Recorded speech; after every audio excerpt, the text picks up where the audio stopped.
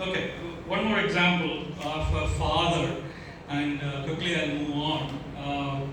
Richard Williams, I don't know how many of you know this. Recently, there is a movie on Netflix known as King Williams, or King Richard, sorry. So, if you get a chance, watch it.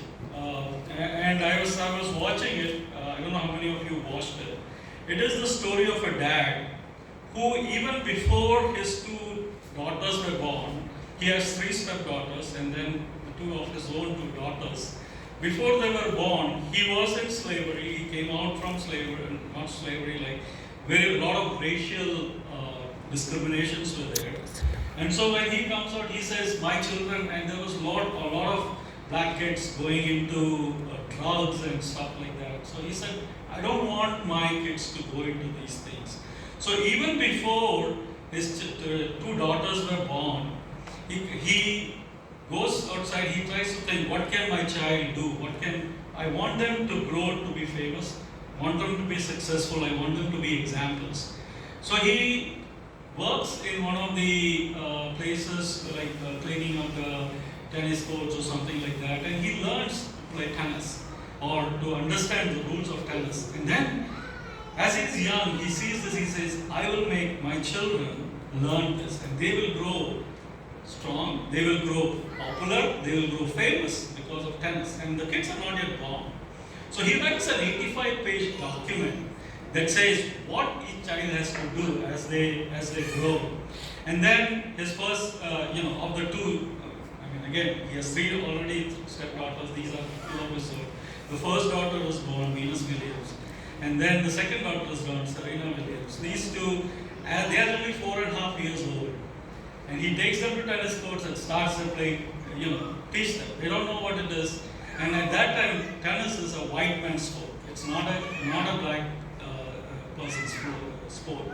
So they walk in, they do, what are you doing? His neighbors, as the children are trying to grow and play, he tells, "Let's go play tennis. This is what is going to do this for you." And he plans for them. And at that time, and as during those days, I know some of these tennis stars.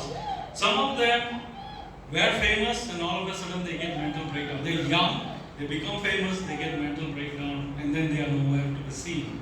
So this father was very protective of his children. He said, "No junior circuit tennis for you. You have family is important." So he laid the rules. Faith is important for you, family is important for you, studies are important for you, then comes tennis. But you have to become famous in tennis. So he's very, very sure that what he wanted his kids to do, and then he leads them through that. Kids do not agree, but at the end of the day, what you will see is Venus Williams wins, I think, like 7 Grand Slams titles. And then there is one scene in the movie, and I don't know if it's true or just for the movie, but Serena Williams, who's 1 year younger to Venus, so he gives all the attention to Venus. And then Serena is sad, so she says, "Hey, I love tennis too." So she starts practicing by herself, and her mom helps her. But then there's a one scene where both of them goes into a tournament. Serena is not registered by the dad. She goes and registers by herself. And then dad sees her play, and then both of them, of course, are good at it. And then he says to Serena in a very quiet, "I know you are better than your elder sister. Your elder sister needs more help, but you will be more famous." And as you can see, the father knew both his children, how strong they are. Venus goes on to win 7 Grand Slams, whereas Serena wins more than 23 Grand Slams. She is the only woman who has won a golden Grand Slam, which is as a doubles player or as a single player. She has won Grand Slams like nobody else before. So what I'm trying to say is, when throughout the movies, there are a lot of people who tell, "Hey, this is the wrong way. This is not the way to do." But Richard Williams says, "I know what is right for my child. I know what they are." And then the kids basically then agree to him and do it, and then they are successful. And there's one more thing before Venus gets into, I know I'm taking too long in all these examples. Before Venus gets into a tournament, Nike and others come in and offer $3 million. She's only 15 years old. $3 million sponsorship, and at that time, $3 million is a lot of money. But then the dads asked Nike, why are you offering her? You have not even seen her play. They said, no, it's fine, we'll give her 3 million, she'll have Nike sponsorship, she'll be taken care of. And the dad says, you have not seen her play. Look at her to play, and then you will know what she is worth. And then after the game, she loses. Venus loses in that particular game. But then people like Nike and Reebok, the way they see her play, they come back. Her first contract is $15 million from Reebok.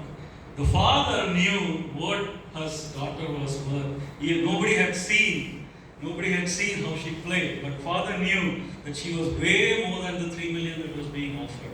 So what I'm trying to say is, fathers know a lot of things about their children. They have seen children grow from literally, even nowadays we can see them through the ultrasounds. Even before they are, mothers and fathers know. So now coming